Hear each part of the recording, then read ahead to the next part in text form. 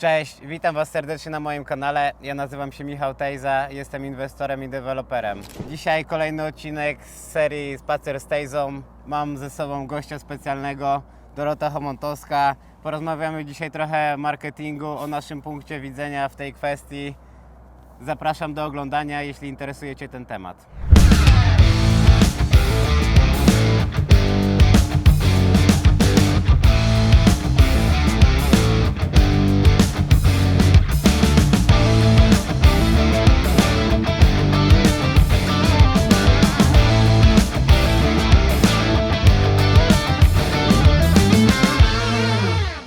Może Dorota, na sam początek powiedz coś o sobie.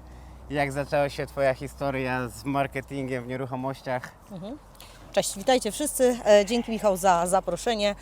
Tak, jeśli chodzi o moją historię z marketingiem, to ona zaczęła się już trochę ponad 9 lat temu, kiedy zaczynaliśmy ze sprzedażą rzeczy. I tutaj właśnie to, co się sprzedawało, to, co się nie sprzedawało, czyli jakieś takie typowe zdjęcia z internetu, to się nie sprzedawało i tutaj zaczęło mi świtać, chociaż ten marketing tak naprawdę był ze mną już od czasów szkoły średniej na hotelarstwie, bo tam też miałam o marketingu. I co? A jeśli chodzi o nieruchomości, no to właśnie to jak zaczynaliśmy z Rent to Rentem działać, budowaliśmy z Konradem portfolio i chodziło o wynajem pokoi, tak? Czyli szukałam tego złotego środka na to, jak się wyróżnić wśród tłumu, bo w momencie, kiedy wszyscy idą w prawo, to w marketingu najlepiej iść w lewo. Dlaczego? Bo nie zawsze to, co robią wszyscy, działa. Trzeba iść pod prąd, trzeba iść po swojemu. I tutaj zaczęło się od tego, że właśnie kiedy robiłam pokoje, marketowałam, nie, na wynajem, to większość pokoi, które była niezachęcająca, to było na zasadzie wynajmę pokój. I była cena albo numer telefonu. No i w zasadzie z tego ogłoszenia nie wynikało nic. Więc ja zaczęłam pisać po prostu teksty pod pokoje, tak? I to były teksty typu na przykład wynajmę piękny pokój, na przykład, który był bez łazienki powiedzmy, ale była łazienka zaraz obok pokoju. I mój tekst brzmiał wynajmę piękny pokój najbliżej miejsca, do którego nawet król chodzi piechotą. I wiesz, i takie wstawki, takie rzeczy, które wydają się być banalne, które się wydają proste, one wbrew pozorom bardzo dobrze sprzedają. Bo mało, w zasadzie przez ten czas, kiedy myśmy zaczynali, nie widziałam, żeby ktokolwiek pisał takie ogłoszenie albo na poddaszu, pokój z oknem na poddaszu, więc możesz obejrzeć każdą spadającą gwiazdę na przykład, tak? I takie rzeczy, kiedy zaczęłam pisać, moje ogłoszenia były bardzo często podbijane i nawet jeśli cena się ludziom nie podobała, bo wiadomo, że zawsze znajdzie się ktoś, komu coś nie będzie pasować, ale właśnie samo to pisanie sprawiało, że bardzo często ludzie do mnie pisali na przykład, że kurczę, no ten pokój mi się nie podoba, ale ja tak lubię Pani opisy, że ja chętnie zobaczę jakieś inne, jeśli Pani ma, nie? Więc to na pewno jest dużym problemem. Tak, to jest dużym plusem, tak, żeby się wyróżnić. Jasne. No i właśnie fajne, że takie małe detale, ale mogą zmienić dużo. Tak. Ja sam osobiście zauważyłem, że dużo jest takich oklepanych metod marketingowych. Wynajmę pokój, numer telefonu i to może działało jakiś czas, gdzie naprawdę było duże zapotrzebowanie, ale od kilku lat te rent to renty zrobiły się dużo bardziej w modzie, Tak.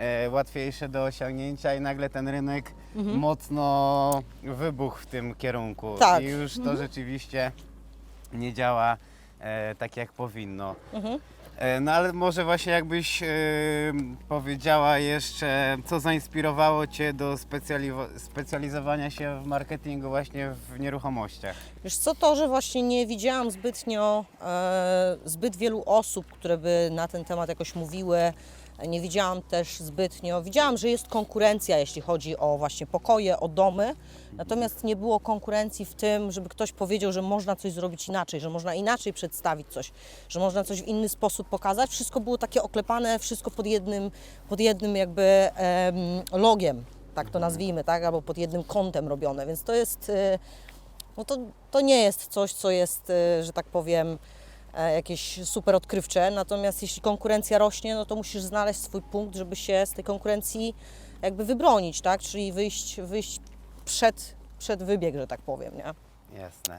I w zasadzie to mnie zainspirowało do tego, żeby właśnie robić w inny sposób, żeby zacząć z tym marketingiem, bardziej się w tym wyspecjalizować, ponieważ, no tak jak mówię, no tutaj konkurencja jest ogromna i wiele osób nie zdaje sobie z tego sprawy, że tak naprawdę dla wszystkich jest rynek, bo ktoś, kto będzie współpracował z jednym człowiekiem, nie musi koniecznie współpracować z drugim. Natomiast przyjdzie trzecia osoba, która będzie współpracować z jedynką, a dwójka będzie współpracować z trójką, tak? Więc to jest takie mieszane i tutaj pokazanie siebie, takiego właściwego ja, czyli tu jestem ja taka, jaka jestem, a nie, że ja tu jestem i próbuję być kimś tam, kim nie jestem i nigdy nie będę, tak? Czyli ta próba bawienia się w jakieś takie przebieranki, nakładanie maski czyjejś, no nie, to jest kiepskie, więc stąd się wzięło to, że stwierdziłam, że ja będę w tym kierunku działać i też uczę ludzi, którzy do mnie przychodzą właśnie na ten temat, w jaki sposób oni mogą się wyróżnić, no bo tak naprawdę każdy z nas ma jakiś zestaw skilli, każdy z nas ma indywidualny głos, indywidualne gesty, ruchy, mowę i to nas tak naprawdę wyróżnia. I teraz to jest kwestia tylko opakowania tego odpowiednio i wyjścia z tym do świata, tak? Jeśli my z tym nie wyjdziemy do świata, to nikt do nas nie zapuka i nie powie, ja słyszałem, że Ty robisz to i to. No tak się nie stanie, no tak się nigdy nie dzieje. Jasne, zgodzę się jak najbardziej z tym, co mówisz. I teraz jeszcze właśnie, jak już jesteśmy w temacie tego marketingu, budowania marki osobistej, może powiedziałabyś coś więcej dla słuchaczy, jak Twoim zdaniem warto budować jakąś właśnie markę osobistą, jakie masz rady, tipy w tym kierunku?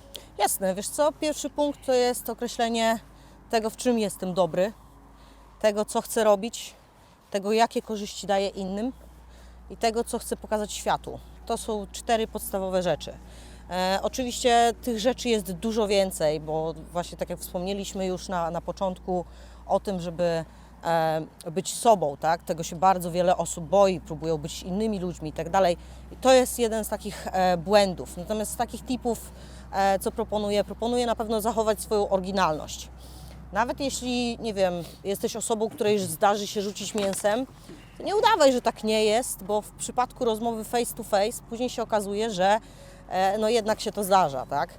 Jeśli jesteś osobą, która, nie wiem, się elokwentnie wypowiada, no to wypowiadaj się tak dalej, tak? Bo to każdy, tak jak mówię, każdy człowiek jakby będzie przemawiał do innego człowieka niż druga osoba. I to o to chodzi, żeby znaleźć własną niszę tych ludzi, którzy chcą nas słuchać.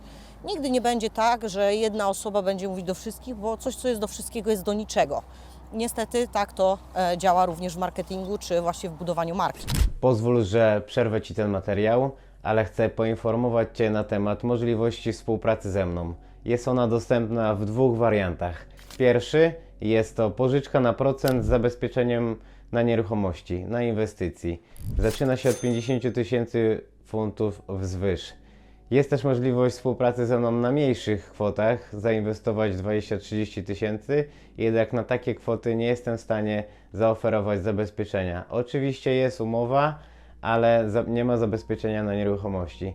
I jest też druga możliwość współpracy, która polega na inwestowaniu w spółce, gdzie jest możliwość współpracy ze mną na zasadzie partnerskiej. Taka współpraca zaczyna się od 500 000 funtów wzwyż. I polega na tym, że inwestor pożycza pieniądze do spółki, razem robimy projekt, ja zajmuję się wszystkim od wyszukania okazji inwestycyjnej przez cały proces i inwestor po skończonym projekcie w pierwszej kolejności dostaje swoją pożyczkę z powrotem, a następnie później dzielimy się profitami wedle udziałów. Jeśli interesuje Cię ten temat, chciałbyś zacząć współpracować ze mną, zapraszam Cię na moją stronę www.tejzaproperty.co.uk, gdzie znajdziesz formularz zgłoszeniowy, w którym chciałbym, żebyś wypisał swoje dane oraz załączył wyciąg z konta bankowego potwierdzający posiadanie środków. Ja osobiście skontaktuję się z Tobą i porozmawiamy, co możemy wspólnie zrobić. Dzięki, do usłyszenia, pozdrawiam. Jeśli chodzi o kolejny tip, no to tutaj jest jeszcze dodatkowe oczywiście pamiętanie o tym, żeby nie robić z siebie na siłę eksperta, czyli jeśli w czymś nie masz pojęcia, to nie mów o tym, bo to nie ma sensu, tak? Okaże się, że przyjdzie ktoś, kto zada Ci 2 trudne pytania i Ty na tych pytaniach legniesz i wtedy Twoja marka osobista i Twoje bycie ekspertem nagle spadnie, no tak jak z tej górki byś poleciał. Więc tutaj jest ważne też, żeby wiedzieć, co jest nasze, z czym my się czujemy dobrze, o czym my możemy mówić, a nie wychodzić i mówić tutaj o jakichś rzeczach, kurczę, kompletnie z kosmosu, tak? Jakbyś mi zadał teraz pytanie o, nie wiem, o cokolwiek, o atmosferę czy cokolwiek, to prawdopodobnie nie odpowiem na to pytanie ani jednym słowem, ale gdybym została tak przedstawiona, no to wyszłabym na idiotkę, tak? Czyli ja nie jestem jakimś ekspertem wtedy. A tutaj właśnie znaleźć ten swój punkt, w którym my się czujemy dobrze, w którym my się rozwijamy przede wszystkim.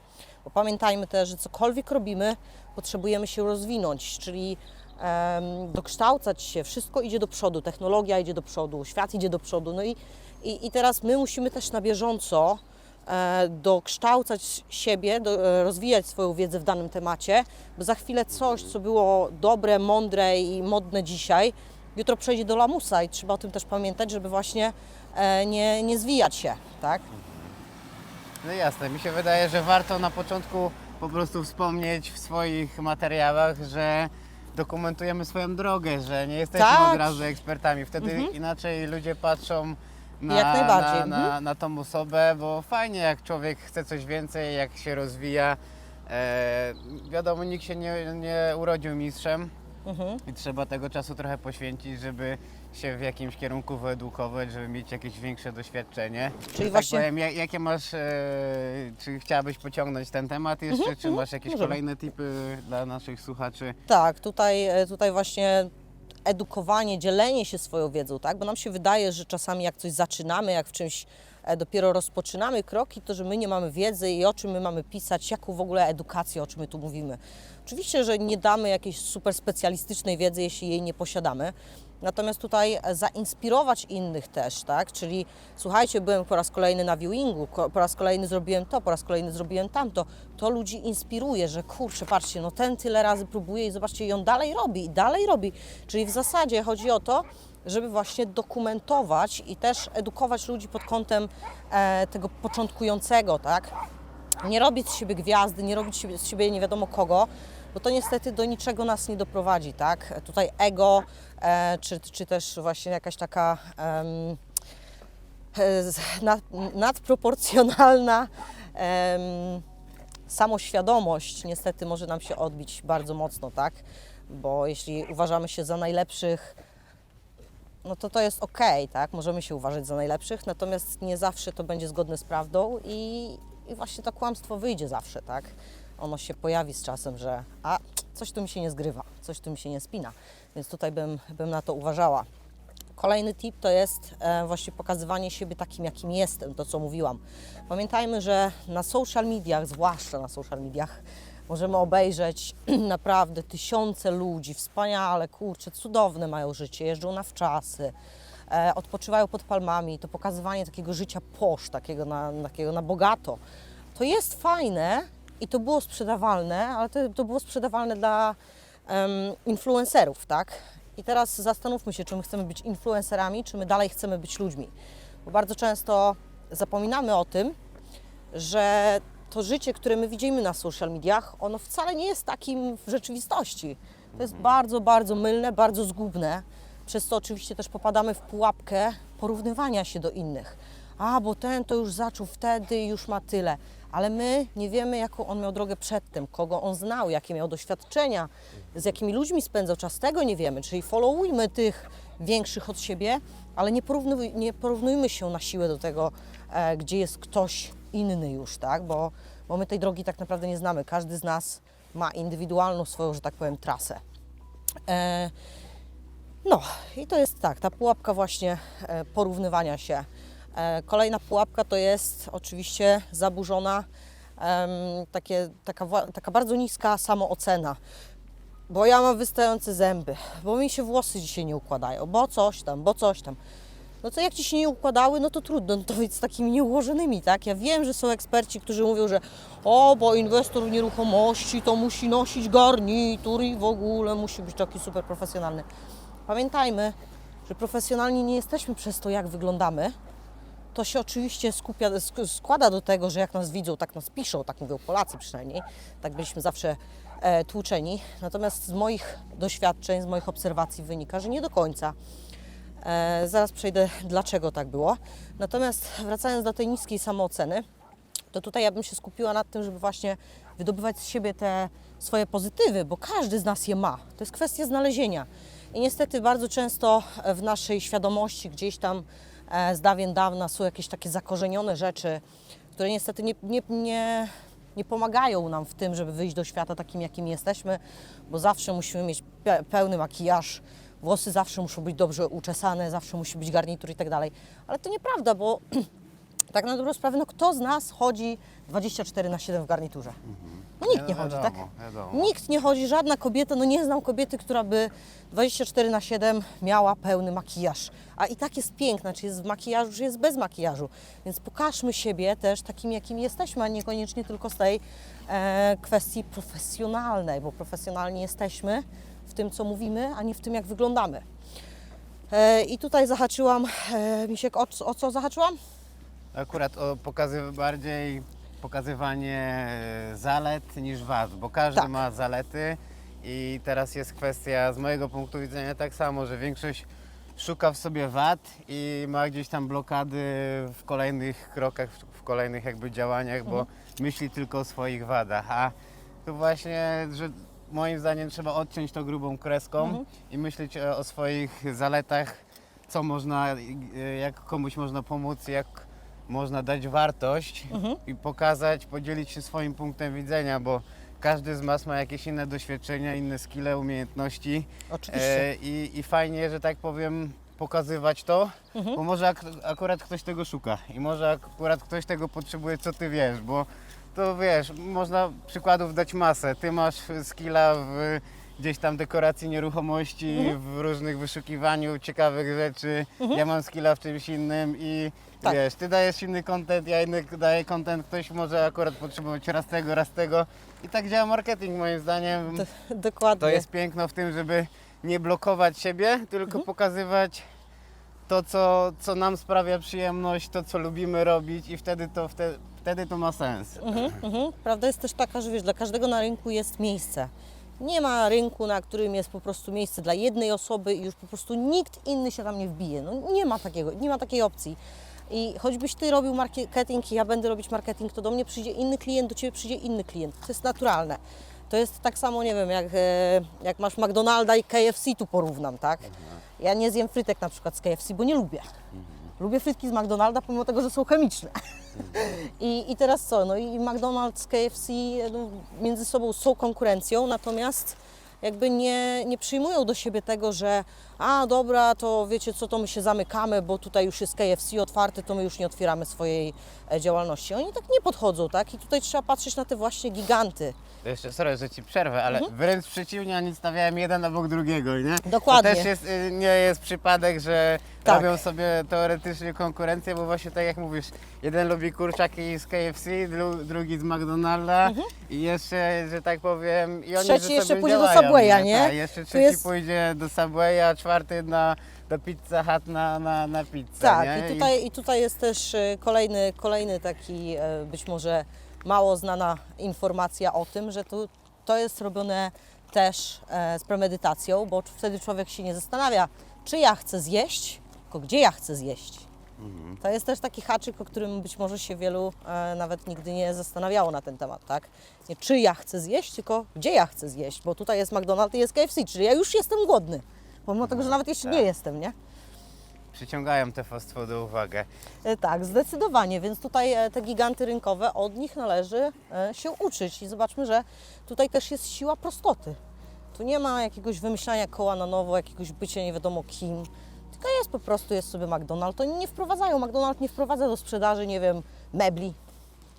tak? IKEA ma hot dogi. Jest fokus w jednym kierunku i Tak, dokładnie. I tu jest kilka produktów, które my możemy sobie u nich wybrać i to jest wszystko. nie jesteśmy w stanie I to być samo- ekspertami w różnych dziedzinach naraz, więc Dokładnie, fajnie i w to tym samo w- marketingu wybrać sobie ten cel na samym Tak. początku i w nim się kierować. I to samo dotyczy budowania marki, tak? Jeśli skupiamy się nagle, jesteśmy od mydła, powidła, dezodorantów i w ogóle od wszystkiego, no to jesteśmy, to w sumie to, co Ty robisz, tak? To można bardzo często zauważyć, jak ludzie zmieniają swoje profesje, nie wiem, najpierw sprzedają MLM, później sprzedają coś tam, później sprzedają coś tam, później jednak robią co innego, a później jeszcze się okazuje, że w ogóle oni są nauczycielami, nie?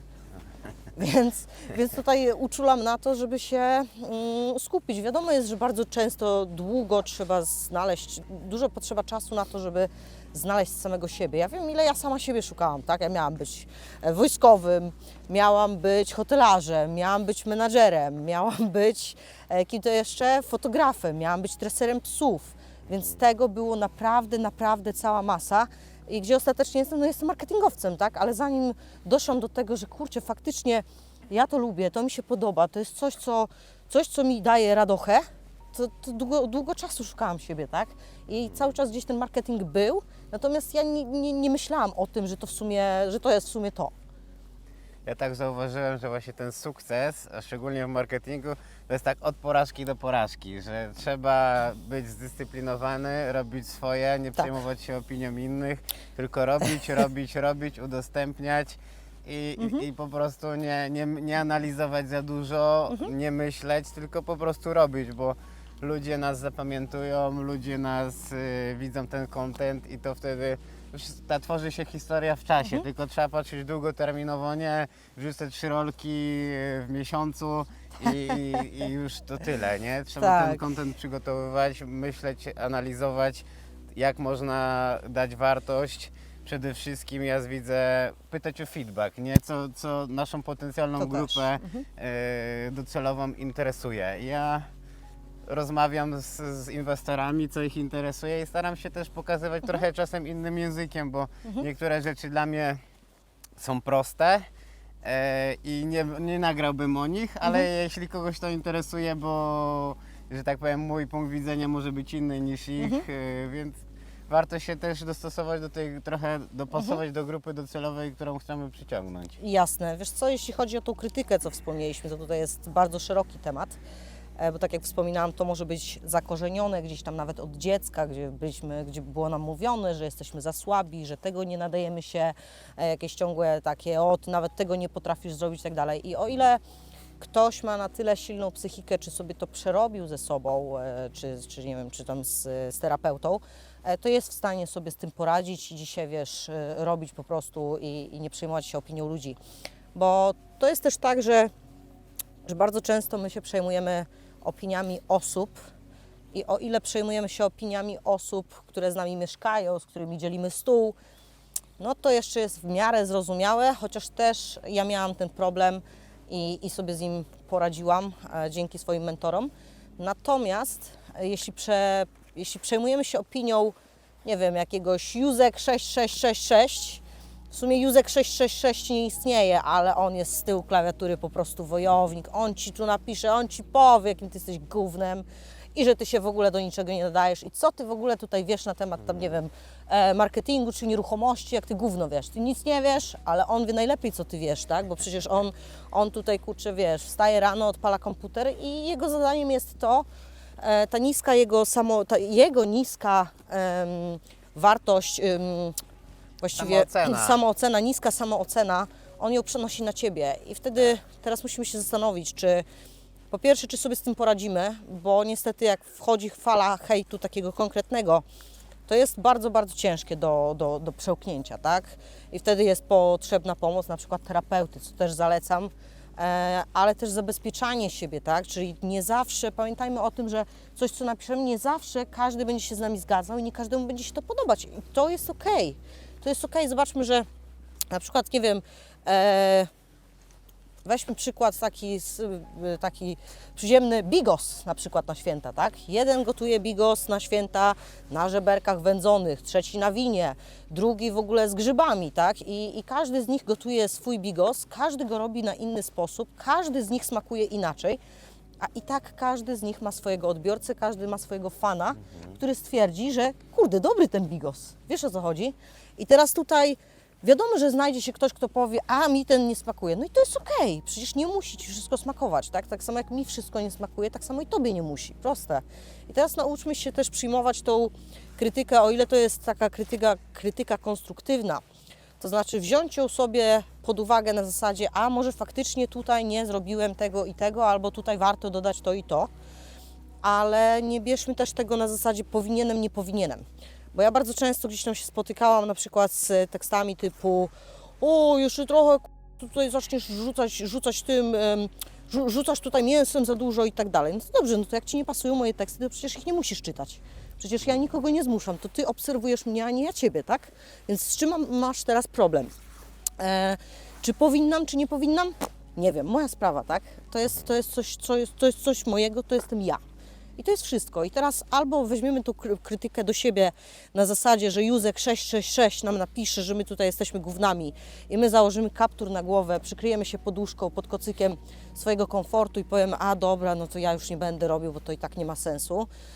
Czy po prostu wstaniemy i powiemy, a dobra Józek, to sobie pisz. A jak Józek zacznie przeginać pałę, to wtedy robimy prostą rzecz, czyli na każdych social mediach mamy opcję blokady, tak? I wtedy możemy taką blokadę zastosować. Przecież nikt nie mówi, że musisz mieć wszystkich tych hejterów wokół siebie. Jeśli oni Ci przeszkadzają, to po prostu ich blokuj, tak? Możesz zabić ich miłością, czyli napisać coś w stylu tak, masz rację, super, dzięki za wskazówkę i tak dalej.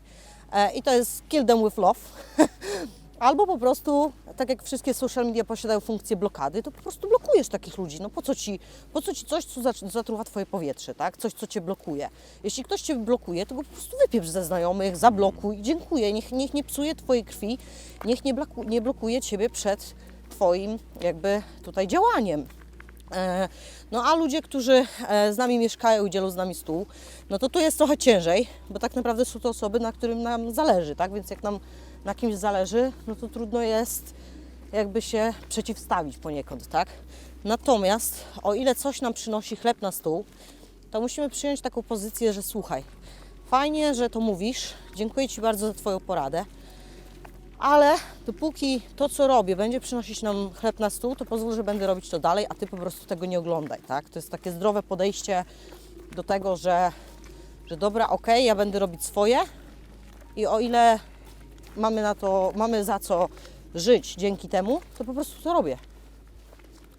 Tak, zgodzę się z Tobą, chociaż ja mam trochę, to jest bardzo, że tak powiem, co wspomniałaś teraz jest fundamentem tego, że jednak jeśli chcemy robić marketing, rozwijać swój biznes, musimy być przygotowani na hejt, bo on był, jest i będzie. Oczywiście. I zawsze się znajdzie ktoś, kto ma gorszy dzień i będzie chciał się podzielić swoją opinią ze światem.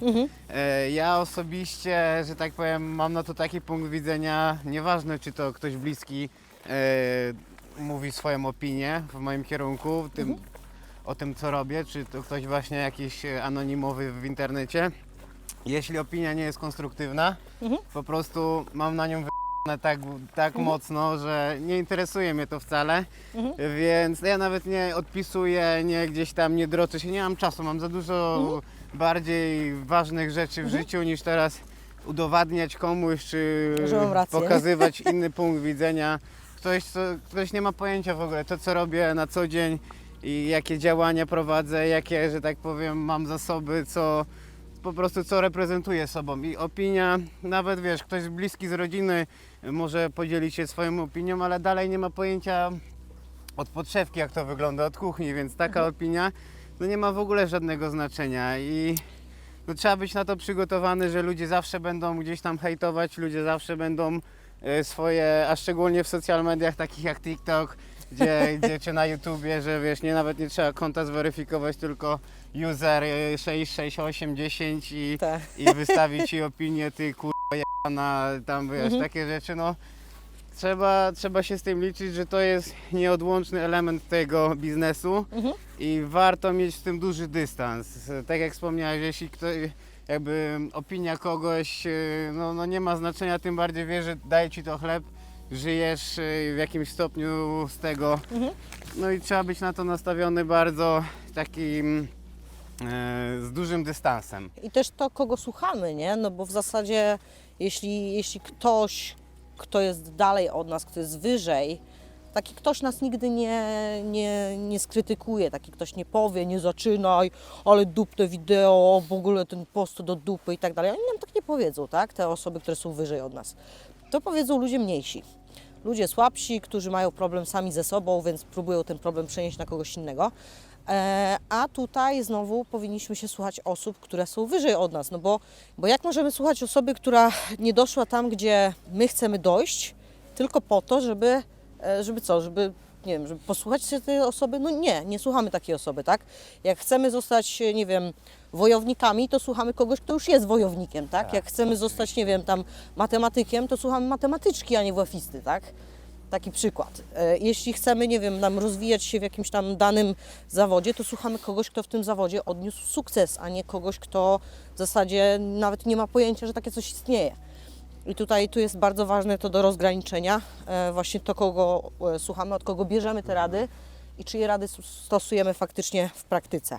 To ja jeszcze miałem ten temat, co wspomniałem o opinii konstruktywnej, to miałem na myśli to, że mało kto może taką opinię konstruktywną jakby, wiesz, podzielić się z nami. Raczej osoba, która już jest przed nami, ma większe doświadczenie, jest w tej drodze jakby jest dużo dalej, więc od takiej osoby tej opinii konstruktywnej można wysłuchać, bo ta osoba rzeczywiście ma na tyle wiedzy i doświadczenia, że może coś takiego, że tak powiem, wypowiedzieć, nie? Z sensem, a jeśli ktoś, nie wiem, prowadzi fryzjerstwo czy branżę beauty i nagle będzie tutaj próbowała coś doradzić w nieruchomościach, no to chyba samo przez się mówi, że ta opinia nie będzie konstruktywna, tylko będzie jakiś tam jej punkt, czy jego punkt widzenia na ten temat, ale to nie ma żadnego znaczenia konkretnie w naszym biznesie. Dokładnie, dlatego nie należy się nimi przejmować, nie należy ich brać do siebie, tak?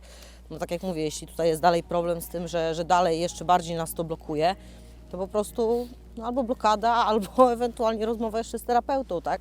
Bo to też nie jest złe, jeśli ktoś dużo postuje i zdarzają się często mu jakieś takie tego typu sytuacje, ktoś go bardzo nie lubi i próbuje go tam gdzieś zgnieść, to po prostu trzeba sobie nauczyć się z tym radzić, tak? Trzeba z tym żyć po prostu, nie? No tak, no.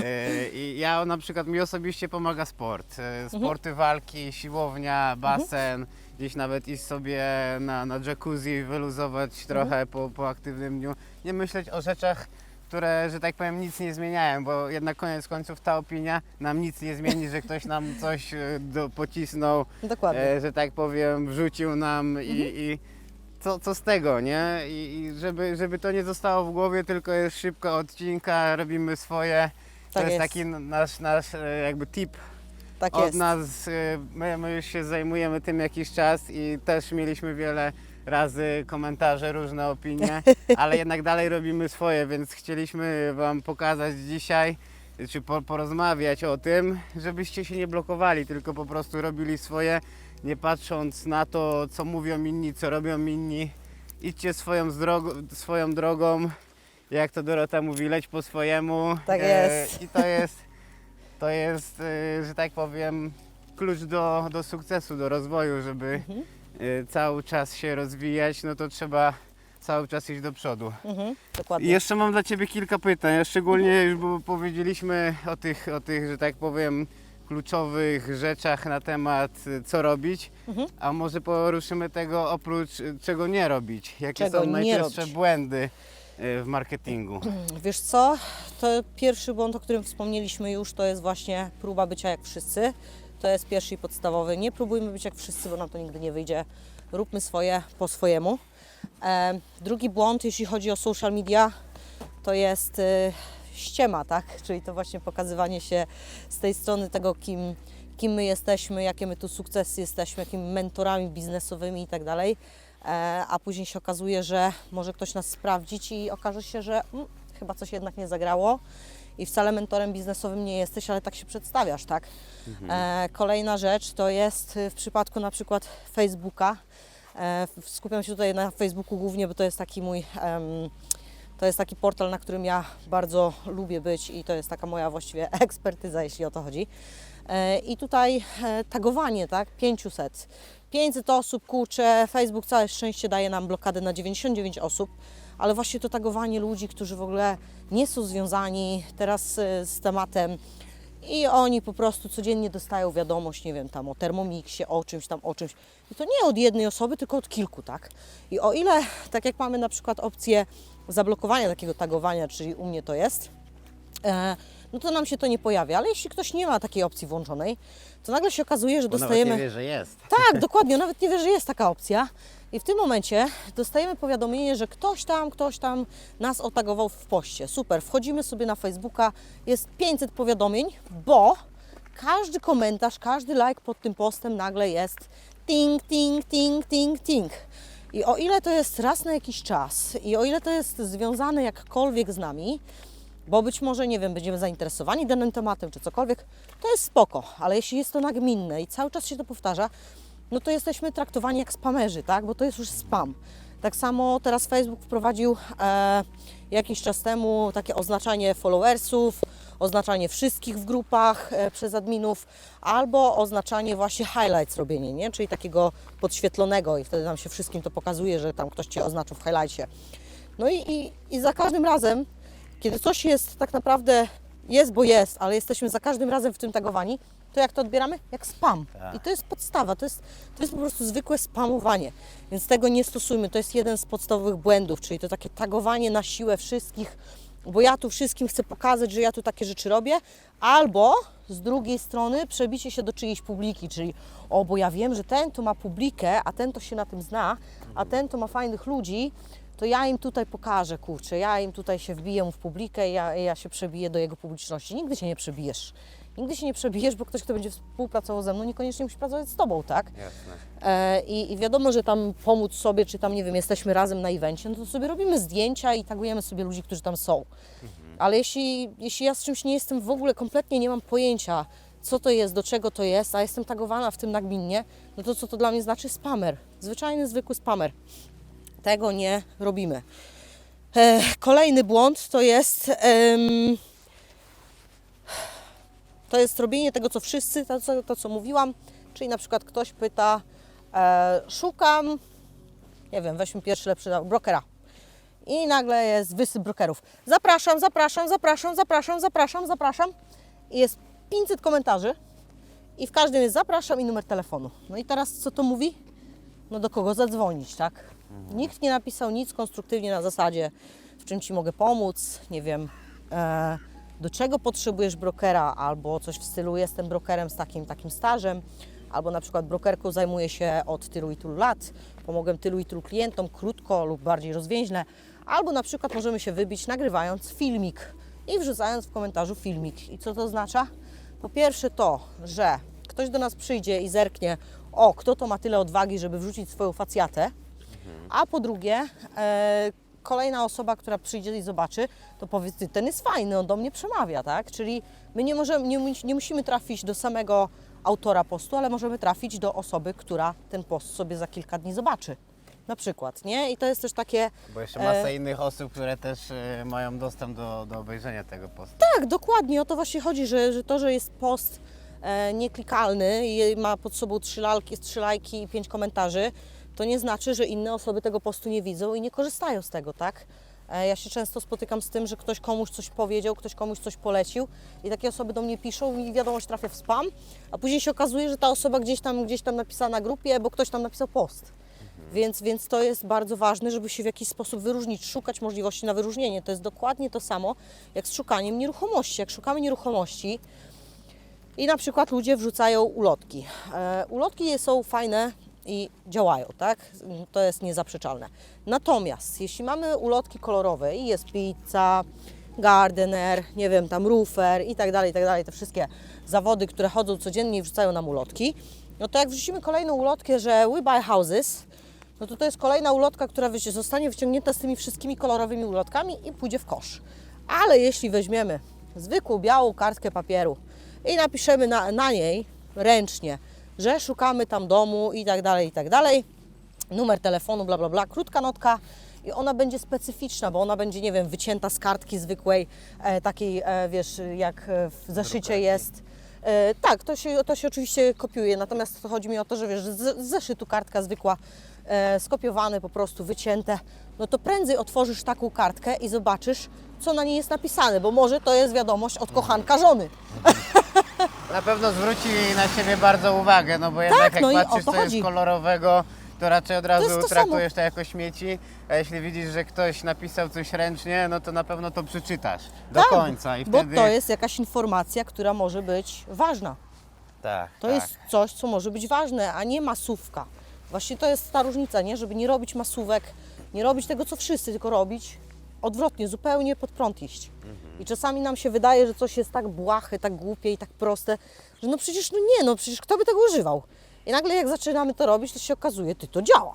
I to działa dużo lepiej niż mój poprzedni system, tak? Czyli znalezienie tej indywidualności, tego właśnie tej siły prostoty, nie wymyślać koła na nowo, tak? Tak, zgodzę się z Tobą. Ja też, że tak powiem, próbowałem dużo różnych metod trafienia direct to vendor bezpośrednio do sprzedającego i na początku wysyłałem takie automatycznie generowane listy i, że tak powiem, z 500 może jeden był odpowiedź, a jak przyszedłem na ręcznie pisane jeszcze w kopercie ze stemplem woskowym, Tak. żeby zwrócić na siebie uwagę. Rzeczywiście tych odzewów było znacznie więcej, no bo było coś wyjątkowego, coś, co zwróciło na siebie uwagę i niby nie jest to jakieś skomplikowane, ale jednak mało kto o tym pomyśli na pierwszy rzut oka, Dokładnie. więc fajnie Dokładnie, się wyróżniać. tutaj masz przykład książki Dale Carnegie, tak? Jak zdobyć przyjaciół, zjednać sobie ludzi. Książka, o której wielu mówi, a wciąż widać, kto ją w zasadzie stosuje, no bo prawda jest taka, że on tam mówi o tym, żeby tam skupić się na odbiorcy, tak? Czyli my też musimy się skupić na odbiorcy swoim i powiedzieć mu, przede wszystkim zagłębić się w to, co on potrzebuje, bo to, czego chce ryba chce zjeść robaka, a to, że ty dasz rybie truskawkę, to ryba nie zje truskawki, tak? Bo ryba ma w nosie twoją truskawkę, ona chce robaka. I teraz tak samo my, pracując z kimkolwiek, musimy się skupić nad tym, czego chce twój odbiorca. Co on chce u ciebie widzieć? Czy on chce u ciebie widzieć ciągle, nie wiem, zbiórki na dzieci chore, czy on chce u ciebie widzieć, nie wiem, jakieś pozytywne, nie wiem, komentarze, znaczy pozytywne posty i tak dalej, i tak dalej. Czy on chce widzieć twoje edukacyjne posty, czy on chce widzieć to, czy tamto, tak? Tutaj musimy sobie, jeśli prowadzimy profil kulinarny, no to po jaką cholerę wrzucać, nie wiem, rzeczy, które z Twoją podróżą kulinarną nie są związane, tak? No po to ja lajkuję na przykład, nie wiem, Chodakowską, żeby się dowiedzieć, jak schudnąć, tak? A nie po to, Czy jakieś treningi. czy Audi będzie miało lepszy silnik niż Mercedes na przykład, nie? No to, rozumiesz? I to jest to, nad czym też warto się zastanowić, co chce widzieć nasz odbiorca, bo ostatecznie to odbiorca podejmuje decyzję o zakupie czegoś od nas. Jasne, zgodzę się z Tobą. Tu już trochę odpowiedziałaś na następne pytanie, ale może, że tak powiem, dorzucisz do tego coś jeszcze. A konkretnie, jakie narzędzia marketingowe uważasz za najbardziej skuteczne w promowaniu marki osobistej w dzisiejszych czasach? Narzędzie Ten jest... Facebook to akurat jest taki, moim zdaniem, jeden z takich aktywnych, z dobrych narzędzi, ale jakie masz jeszcze? Co narzędzi tak naprawdę jest sporo, tak? Bo są te wszystkie social media, są reklamy na nich, które też możemy stosować. Na pewno możemy używać jako narzędzia czata GPT, tylko tutaj też uczulam, żeby nie robić głupich błędów na zasadzie wrzucam w czat GPT, on mi da odpowiedź, ja tą odpowiedź skopiuję, całą wrzucam i dziękuję, do widzenia, jestem ekspertem. Tak? Czyli tego błędu nie popełniać. Tak samo dobrym tutaj narzędziem są Google. Wbrew pozorom w Wikipedii nadal jest dużo fajnych, ciekawych informacji, historie i tak dalej, które też można wyszukać. Oczywiście biografie, tutaj są też narzędzia, tak? To już nie jest narzędzie niekoniecznie online, ale biografie są dużym narzędziem, na który też warto spojrzeć, bo z tego możemy też dużo ciekawych lekcji wyciągnąć i też jeśli widzimy na przykład jakąś historię, to możemy ją opowiedzieć po swojemu, tak? I i może kogoś ona zainspiruje, tak? I w zależności od tego, co chcemy osiągnąć, jaki ma być efekt końcowy. Natomiast tak jak tutaj już wspomnieliśmy o Facebooku, no to oczywiście rolki, czyli wrzucanie dużej ilości rolek, tak? I one mogą być takie bardziej kontentowe, mogą być edukacyjne, mogą być jakieś rozbawiające. To powinien być tak naprawdę miks, aczkolwiek w zależności od tego, jaki znowu tutaj efekt chcemy osiągnąć, czyli znowu wracamy do początku, tak? I tutaj na przykład na Instagramie masz follow za follow, tak? Czy to jest dobre? Nie wiem. Kupowani followersi, czy to jest dobre? To też nie wiem, no bo w zasadzie no, co z tego, że masz followersów, jak nie zgadza Ci w portfelu, tak? Czyli tutaj też warto na to spojrzeć, no chyba, że zależy nam tylko na utworzeniu profilu, który będzie miał 2 miliony followersów i nic poza tym, nie? No to Żeby zwrócić na siebie uwagę. tak, no i to jest tyle. Także z takich narzędzi to tutaj bym te wszystkie narzędzia, właśnie podcasty są bardzo mocnym narzędziem, też bym polecała. No tak No naprawdę. myślę, że YouTube ma tutaj dużą siłę. Tak, Fajnie, zdecydowanie. żeby po prostu, jeśli nagra się jeden materiał, to udostępniać go na różnych portalach, bo na każdym portalu może być inny Tak. klient, inna grupa docelowa. Oczywiście. Może jedna grupa docelowa, ale inny typ ludzi i warto po prostu szerować gdzie tylko można, bo może akurat trafi to do kogoś, kto pomoże nam rozwinąć Tak. swój biznes lub będzie tą osobą kluczową w rozwoju tego biznesu. Oczywiście, tutaj możemy, jeśli o to chodzi, szerować, udostępniać jakieś kawałki nawet tak naprawdę, tak? Czyli wycinanie jakichś tam kawałków z danego podcastu, żeby zachęcić do obejrzenia, bo wiadomo, że YouTube de facto ma być do filmów, czyli tam zakładamy, że jak coś ma, nie wiem, tam film ma 2-3 godziny, no to dajmy temu odbiorcy na TikToku, czy na Facebooku, czy na Instagramie 10-15 sekundową rolkę, w której będzie jakiś taki smaczek, który sprawi, że ta osoba przyjdzie i ten YouTube obejrzy, tak? Która stwierdzi, że 2 godziny to jednak będzie warto, tak? I tutaj, żeby takie rzeczy właśnie robić, czyli jakby tutaj na kilku platformach się też rozszerzać. No więc tutaj warto zwrócić na to uwagę, bo jeśli weźmiemy i pójdziemy we wszystkie te tutaj takie fajne social media, które są, to nagle zacznie nam brakować czasu na 3 razy S, czyli seks, spanie i sikanie, tak? Nie będziemy mieli czasu na nic po prostu, no bo to pochłania, tak? Odpowiadanie na komentarze. Tutaj też jest ważne to, żeby dbać o tą jednak publikę, czyli jeśli ktoś poświęca nam czas, swoje 10-15 sekund na napisanie nam świetna robota, gratulacje, że cokolwiek, fajnie się Ciebie ogląda i tak dalej, no to taka osoba, miło by było, gdybyś odpowiedział na to, tak? Czyli tak jak w życiu normalnym, czyli tak naprawdę offline przenosisz na online, czy online przenosisz na offline. Czyli jak z kimś rozmawiam, no to jest bardziej dialog aniżeli monolog, czy też po prostu ktoś mi stwierdza jakiś fakt, a ja przechodzę i no, odpowiadam, tak? Jasne. I tak samo tutaj ta właśnie reakcja, żeby była z publiką, z tymi naszymi odbiorcami, którzy poświęcają nam ten czas.